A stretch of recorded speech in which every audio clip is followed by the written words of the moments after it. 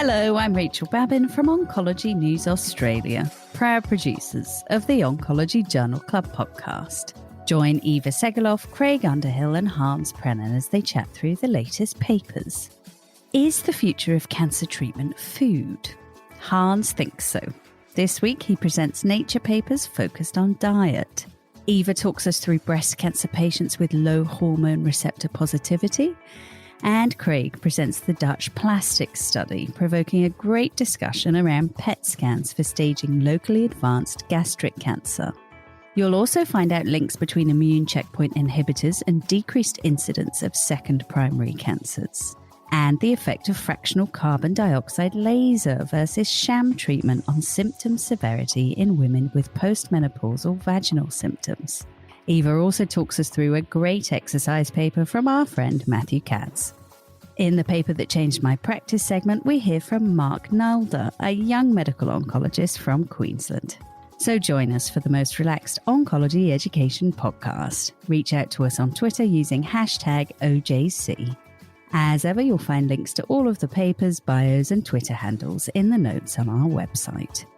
For regular news and podcast updates, subscribe to the Oncology newsletter on oncologynews.com.au. It's free and it's a great way to support the OJC. This is Rachel Babin and this is the Oncology Podcast.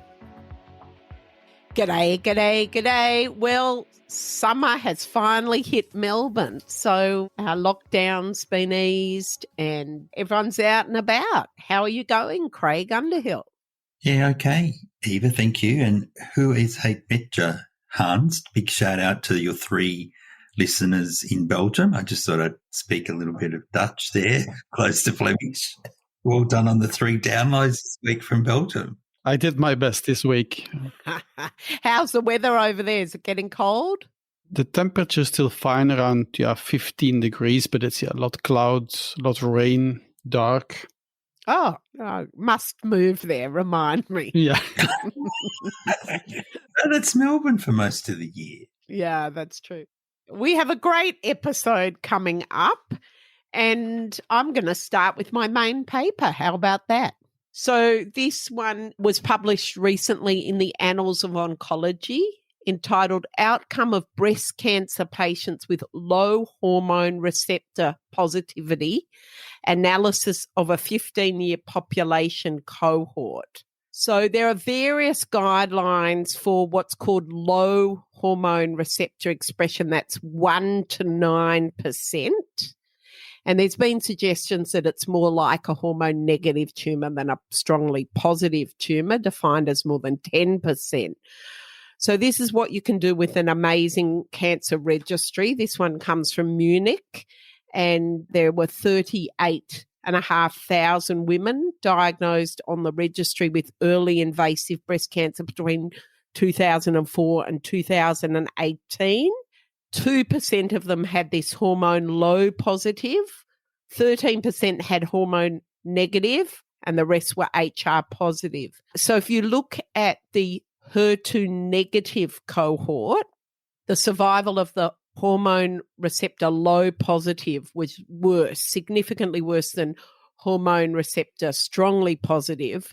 There was no significant difference with hormone receptor negative. However, if you look in the HER2 positive cohort, the HER2 is so strong it overpowers any other association on multivariate analysis. So their conclusion was that we should scrap this HR low category, and hormone receptive low positive tumours that are HER2 negative should be just treated like patients with triple negative tumours.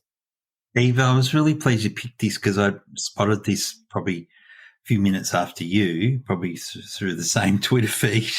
So it was good. So normally I'd be online shopping, but actually listened to that piece with interest. So the flip side of that is I've always been curious as to why, like the International Breast Cancer Society and stuff, have labelled 1% as ER positive. It sort of didn't make sense if 99% tumour cells didn't express ER. So another interesting question would be, I don't know whether this database could answer it, have we over-treated a lot of women with hormones for 5 years who really didn't benefit, who only had that really low expression? Well, I think this does answer it. It looks at their outcome. Now, presumably the HR low did have hormones. That's the missing piece in this article, but they really behave as if they're hormone receptor negative. It's a little bit like MSI low, I guess, just to bring you in, Hans, to the conversation. Yeah. It doesn't have any clinical significance, or data is mounting that the clinical significance is not there. So do you think this is going to change practice? Do you think in reality of an MDT, are people now going to say, okay, well, we're going to just treat it like a triple negative breast cancer? I think one issue is, how do you tell 9% versus 10%? And the lack of AI in pathology is really astounding. These are still hand counted by pathologists doing various fields. And until we can standardize that, and until you're really sure about your 10%, I think that upper end is questionable. But certainly if it's very low, I guess as clinicians, we've just been desperate to give hormone treatment to anyone that we can because it's so effective. But this is showing it's actually not effective. And there are side effects, of course. So AI being artificial intelligence, not aromatase inhibitor. Artificial intelligence, yes. The tumours are heterogeneous, right? So does the hormone still have a role in suppressing part of the population? I mean, I think this asks me as many questions as it answers probably. Well, there's always been that issue. And what do you write down for the figure? Do you write down if the tumour is heterogeneous? Yep. I guess this will be next St. Gallen, they'll talk about this paper. They might. Be good to be there in person. So over to you, Hans. Yeah, so Eva, I was reading, like usual, Nature again this week, and I found another interesting paper. And you know that I'm such a big fan, and I know that Craig doesn't believe me, but the future of cancer treatment is food. So you know I'm a big fan of metabolism, also microbiome, the effects of food on, let's say, the effect of chemotherapy, etc. And again, another paper this week on, in this case, a low glycemic diet to influence tumor growth. And it's published in Nature, October 2021, by a group from Cambridge. Why did they did this study? Because we know that the only way to limit tumor progression is to have caloric restriction. It's also the way to get old, Craig. So the less you eat, the older you can get. So it's the only thing that has been proven to gain age. Really? Yeah, it's true. You should go on a diet indeed. So, thanks. Anything else you'd like to point out? I'm back on low carbs and I'm so grumpy, David. Go and eat some bread. Auntie, you're really grumpy this afternoon. Are you on the low carb diet? Actually, yes, I want to lose 2-3 kilos, so it's really terrible now. Yeah. So, but let me explain the study, because I only started one sentence. You're already interrupting me. So it's well, that's because you're being rude. Caloric restriction and a ketogenic diet. We know that they can limit tumor progression by, and the idea is that it can be due to lowering blood glucose and insulin levels. So the idea is glucose levels down. It's also good to avoid tumor progression. But the authors found that only caloric restriction inhibits the growth of tumors in mice models and not the ketogenic diet. So it means that this theory of lowering blood glucose is not the main mechanism. So maybe other mechanisms are involved. And what they found, I will not go into detail, but they found that diet-induced mismatches between the tumor fatty acid desaturation activity, so it has to do with fatty acids, and also the availability of specific fatty acids, that is the thing that determines whether low glycemic diet impairs tumor growth. So the idea is that if the tumor doesn't have enough fat or some fatty acids, that it can inhibit tumor growth. The main problem is that it's mouse models, and that's always the problem I have with Nature papers. It sounds like it's fantastic, it's amazing, it's a new mechanism, but I think that further validation in humans, of course, in patients, is needed.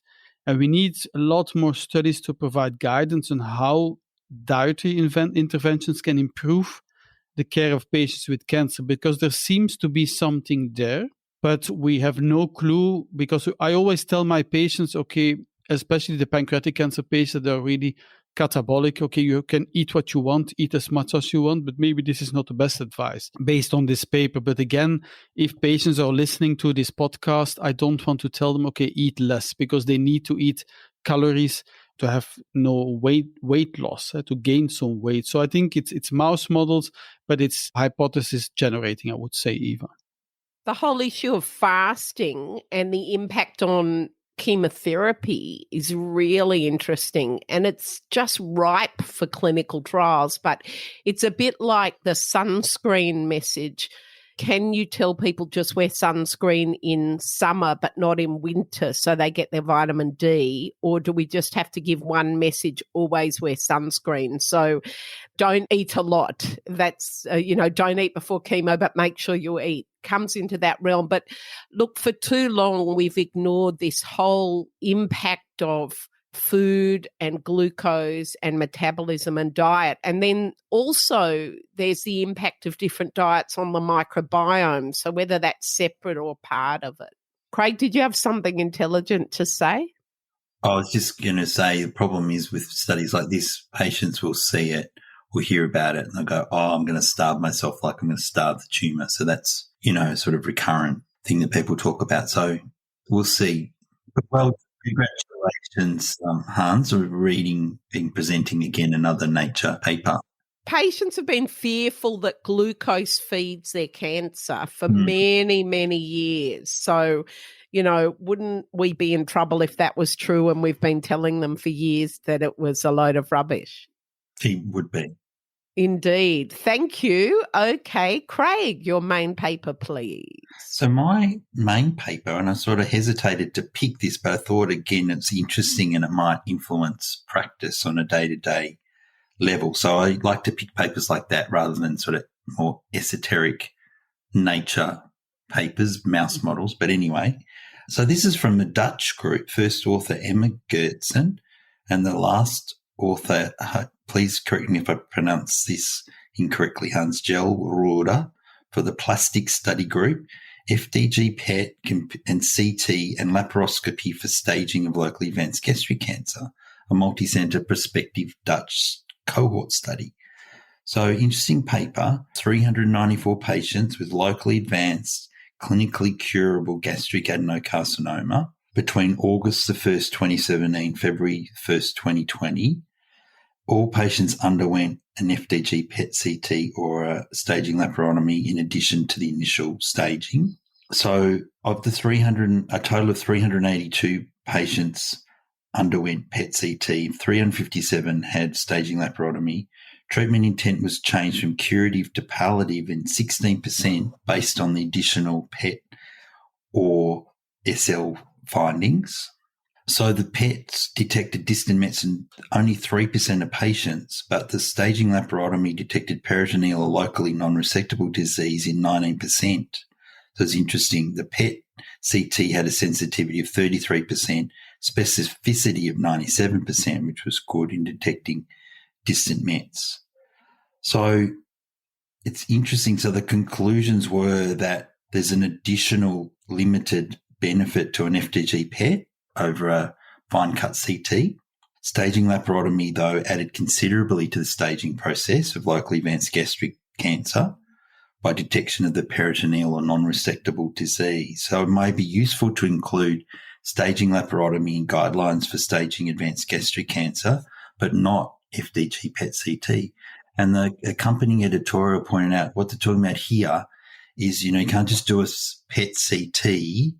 You need to do the definitive fine cut CT, and that may be close to as good as a PET at finding non-resectable disease. So very interesting paper from the Dutch who do some interesting things as opposed to the Belgians. So, Craig, I got to pull you up. Are you talking staging laparotomy or laparoscopy? There's a big difference. Laparoscopy, Eva. Laparoscopy, yeah. Which we've incorporated probably routine in our MDT. We have a virtual MDT between Metro and us because we don't have an upper GI surgeon who does the gastric resections. We've incorporated both. We do both PET and staging laparoscopy. But after this paper, you have to question about the PET. Yeah, but Craig, I will just give a comment there, Eva. So because the Belgians are way ahead on the Dutch here in this matter, because laparoscopy can even be skipped if you do good whole body MRI. So whole body MRI with diffusion is a very good way to detect small peritoneal lesions, and that's, I think we do way too much PET scans, and I hope that there are not too many nuclear medicine specialists listening, or maybe better if they listen, because I think it's a reflex that we should do PET scans as soon as we have cancer, but personally, the quality of the CT is much less. So either you do a good CT scan or you do an MRI with diffusion. It is much better than a PET scan. That's my opinion. Has that been demonstrated in a prospective observational study? The problem is that there are papers that show this, but the main problem with whole body MRI is that it's very dependent on who is looking at the images. So you have to, even if you ask radiologists that are used to do MRI, still not all of them are capable of looking at these images. So you need a lot of expertise. And in the centers that have a lot of expertise, the results outperform laparoscopy. But if you don't have a radiologist that knows how to interpret this MRI with diffusion, and personally I can't do myself either, then it's better to do a classical CT scan. So the diffusion weighted held great promise, but as you're right, not many people use the technique because they can't report it. Craig, PET was for gastric cancer staging was struck off years ago from the MBS. Mm-hmm. Just might be the metro centre that you do your MDT with doesn't need MBS funding to do PETs, but standard is not to do a PET, and standard for us would be a staging laparoscopy. Yeah, if they're close to the GOJ junction, then probably falls into the criteria, Eva. No, where there's specific criteria. So I didn't hesitate to present this, but I thought it would be worthwhile because you guys we've got our own in-house experts to discuss this paper. So do you think, Eva, this is definitive? Should we throw away PETs for gastric cancers? Well, no one does them except for certain centres with lots that do overuse PET scans. But this has been shown. It's also been shown for colorectal cancer that they have a very low pickup rate for liver metastases. The surgeons love PET scans, but often when you ask them what is the additional sensitivity and specificity, they have a misperception about how much additional benefit there is for a PET scan. The radiation therapists love them, but they use them for their planning. That's a different reason. It gives them very nice definition. Yeah. I'm with Hans. I think diffusion-weighted MRI is underused. To save someone a laparoscopy would be great, but the worst thing you can do is not stage someone properly. They go in for a big operation. They're found to have peritoneal mets. They have to recover from the big. Some surgeons will do a laparoscopy immediately prior to laparotomy, but that mucks up their surgical list and, has a lot of implications for the patients if they wake up half an hour later and they know they haven't had a big operation. So lots of issues there. Good paper. Great. Okay, Hans, have you got some quick bites? Actually, I selected one this week, and you will never guess what it's about. It's about caloric restriction to limit tumor growth. And it's a paper published in Nature Communications, October 2021 also, because as I already discussed, you know that caloric restriction is good for our health, survival, delays cancer, everything else. But some people also say maybe you can do short cycles of plant-based diet to mimic fasting. And this might also protect. So again, the authors did some kind of studies in mice in a breast cancer mouse model, and they reported daily caloric restriction is better than periodic caloric cycling. So I was hoping that maybe a diet for a couple of days would be as good as daily diet, but it seems that you have to diet every day, which is, I think, bad news. I thought you were going to say binge eating is good. But no, sadly, no. All right. Well, at least you stick to a theme, Hans. Very consistent. Yes. No surprises, Hans. Okay. I've got a couple of short bites. The first one was published in January 2021 in ESMO Open. I missed it at the time, but I just found it's very interesting. It's called Immune Checkpoint Inhibitor Treatment of a First Cancer is associated with a decreased incidence of a second primary cancer. Now, did either of you know that? No, I didn't know that. About 5% of our patients will get a second primary. They looked at 46,000 patients in a French centre, and they looked at patients who got a second primary and what they had received. 38% had received cytotoxic chemotherapy for their original primary, and 2.5% had received immune checkpoint inhibitors. And the second primaries occurred only in 0.6% of patients who'd received checkpoint inhibitors versus 2.6% of patients who had had classic chemotherapy, and 4.8% for patients who'd had neither chemotherapy nor checkpoint inhibitors for their first primary. And it was observed for all ages and all histological subtypes. So in a multivariate analysis, previous treatment with immune checkpoint inhibitor showed a reduced risk of second primary cancer. I think that's fascinating, and it mechanistically is very attractive, isn't it? Yes. Would agree. What else have you got, Eva? I have got a paper from Matthew Katz as the senior author. So we always love to feature previous OJC guests, and Andrew Parsonson talking to Andrew Katz about, what was that word, Craig? Ontology, hashtag. Oncology.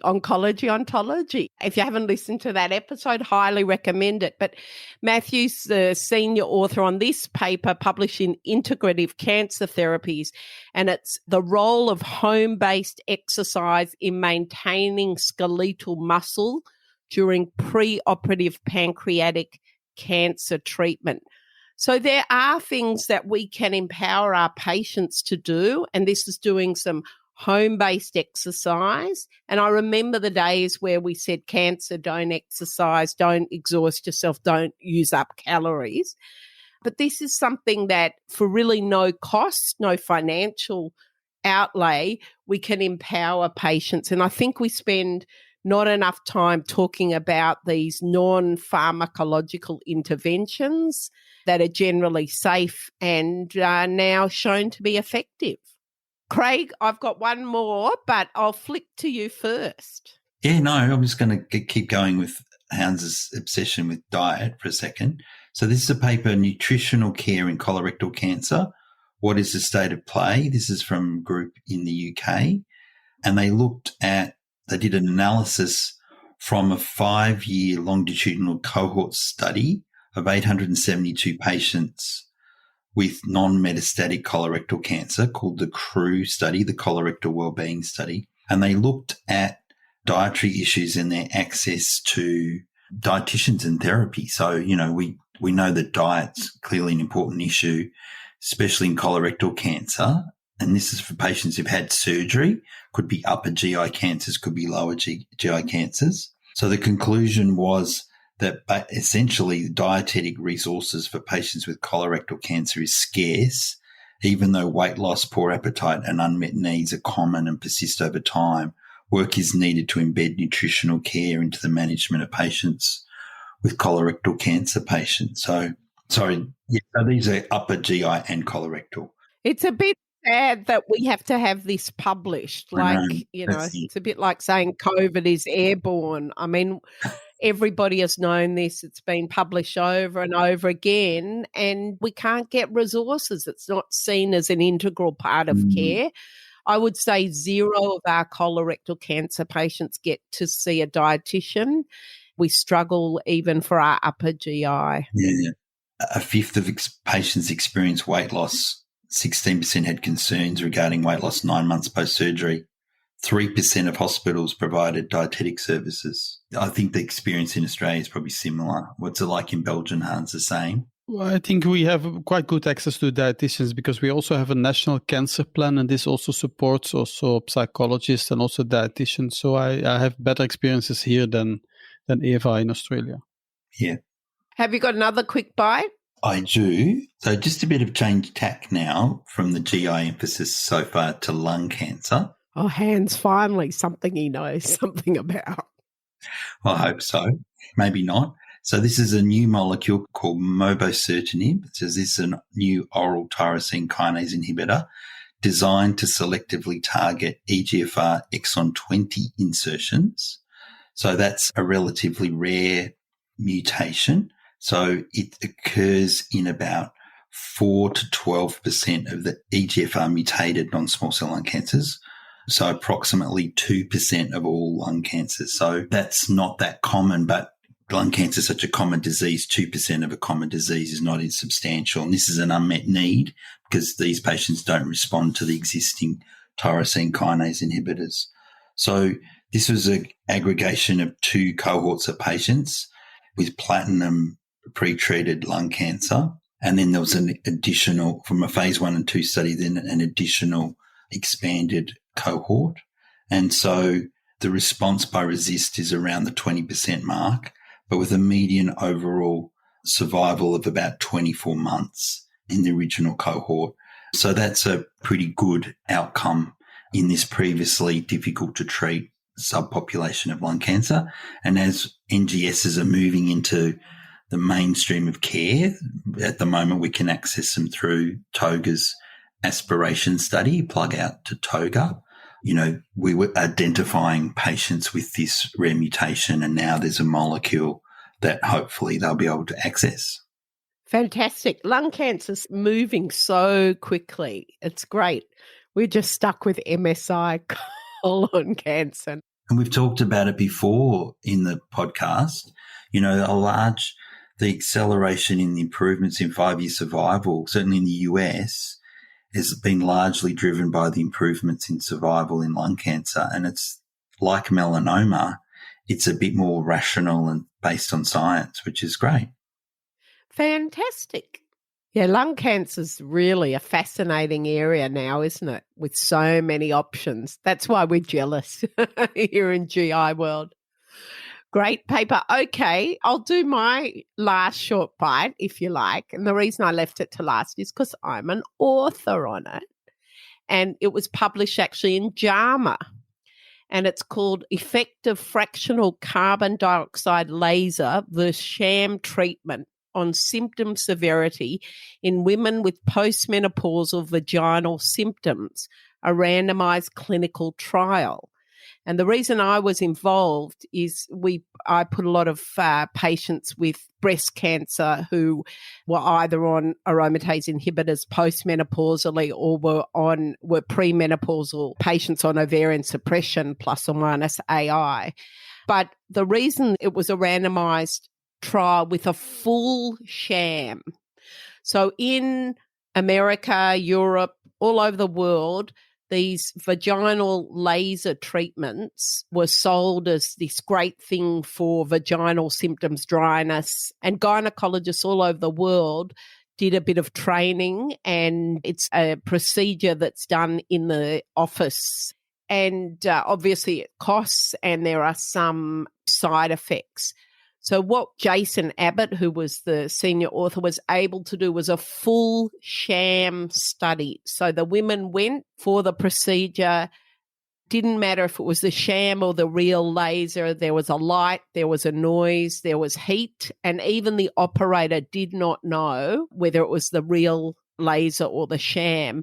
And we were able to show that there was no impact on quality of life. So not only did this get an editorial in JAMA, but it hit the public press, and there were all these big headlines especially in some of the tabloids about all of these so-called cures or treatments that were just placebo, no benefit. So really great to be part of a sham trial in not a placebo drug trial, but the equivalent for a procedure, a full sham trial. So, did you like that one? Yeah, it sounded immediately like a sham treatment as soon as you said the name of it. Well, one of the common brands of machine is called the Mona Lisa. Now, what a great name. We used to have many patients go and have this treatment. They're desperate. It sounds good. And the gynecologists who used it were all convinced because they'd seen data, but never any randomized data, and certainly not randomized sham data. And that's what you need to prove that a device is effective. Sounds good. Great paper, Eva. Okay, and last but not least, the amazing article of the week, another gender-based article, but I make no apology. I'm going to hammer this home till my dying day. This is called Gender-Based Differences in Physician Payments Within the Fee-for-Service System in Ontario. It was a retrospective cross-sectional study looking at all the claims to OHIP, which is the Ontario Health Insurance Plan. And they did all sorts of analyses to control for length of practice, specialty and practice location. There were about 18,000 male physicians and about 12,000 females. And even when they controlled for all those variables, the annual physician claims were about 93,000 Canadian dollars higher for men than women. So women only claimed about 74% as much as men did across all specialties, and men claim more than women throughout their careers, with the greatest gap 10 to 15 years into practice. So this is the reality, and we need to look at all sorts of parameters. This is financial billing that back up this argument that we have to address this gender inequity issue. Soapbox finished. I've got a better one. Go ahead. Amazing paper. So this is the world's top cancer hospitals. Where is Australia? Published in Newsweek.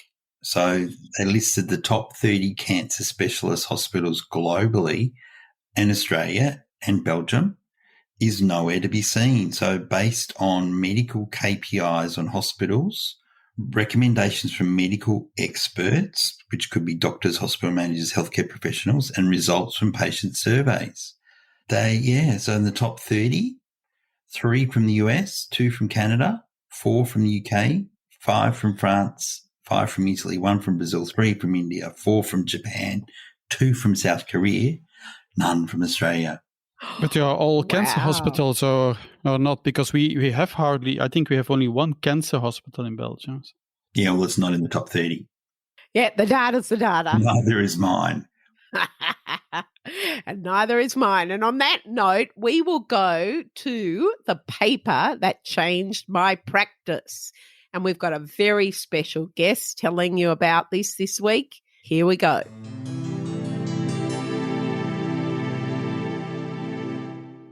I'm very glad to have you with me, Mark Nalder. He's also a member of the Young Oncology Group Australia, and he's here to present the paper that changed his practice. So, Mark, which paper did you select? So thanks for having me, Hans. The paper I chose was published in 2018. It's actually a Dutch study, so right next door to you, Hans. It's led by Professor Jan Schellens and Lenda Hendricks from the Netherlands Cancer Institute in Amsterdam, and it's a prospective multi-centre study of DPYD genotype guided dosing for patients receiving fluoropyrimidines. It's a somewhat controversial topic. I believe Eva even sent out a poll about this a few months ago, but I thought the article makes for some compelling arguments for this type of testing. I'm very pleased that you bring this up, because I'm already debating in Belgium then and in Europe, as you know, how should we approach this DPD story? Because, you know, the European Union also asked us to do DPD testing because there have been a few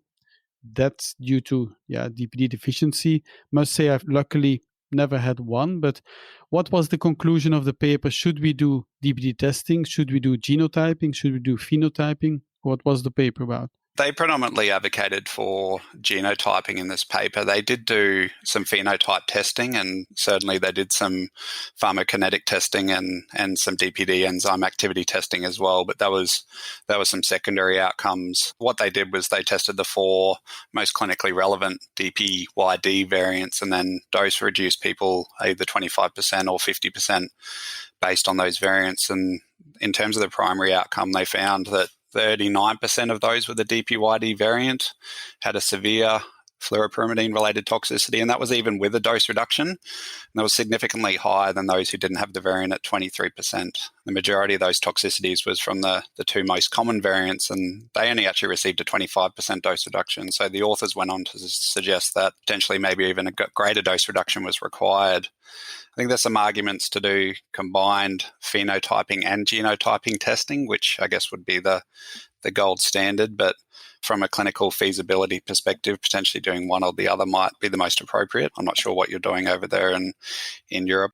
I think most countries, and it's a bit funny because the more you go to the north, the more genotyping, the more you go to the south, the more phenotyping.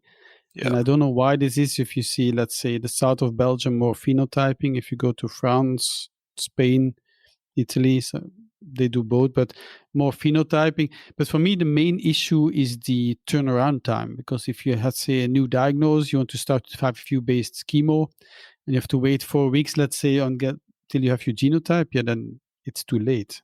Yeah. Here in my health district, where I'm leading a very similar trial, which we've started recruiting here since July this year, investigating the feasibility of implementing this testing only, and that's really DPYD genotyping. We've made a decision locally as a health district that we think the evidence is quite good. So the turnaround time for our testing, even implementing in our lab for the first time, it's usually been around between 7 and 10 days. So we've been lucky to have our pathology laboratory on board, and they've had the turnaround time quite quickly. So that is one of the outcomes we're looking at in terms of if treatment's being delayed. And as you said, you wouldn't want to delay people's treatment too long, particularly in the adjuvant setting. But that's something we're looking at, but it hasn't been a problem so far in our trial that we're doing here. I think 1 week is acceptable also because in a lot of patients you have to place a portacut or another central access system.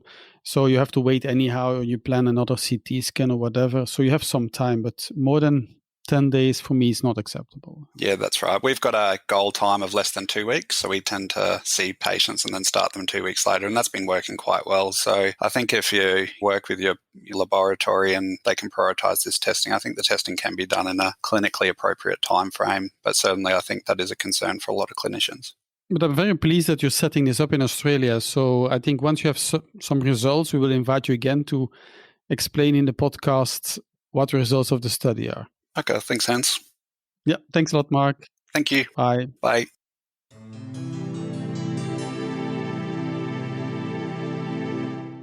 So that was great. I love that paper that changed my practice. So if you want to be on it, reach out to any one of us. You can come on, OJC, Potty. So we should get at least 3 from Belgium. Okay, it's time to wrap up for another week. Thank you, guys. Bit snappy this week. I love it. Bit of tension between the boys. Ooh. Thank you, Craig. Ooh. Pleasure, Eva. Thanks, Hans. Thanks, Craig. Rachel. Thanks, Eva. All our listeners. And thanks, Rach. That's OJC for another week. Make sure you catch up on all of our episodes to keep you in the know. Bye for now. You've been listening to the Oncology Podcast. If you enjoyed today's edition and would like to subscribe, head over to our website, oncologynews.com.au, and sign up to our newsletter. Thanks for listening.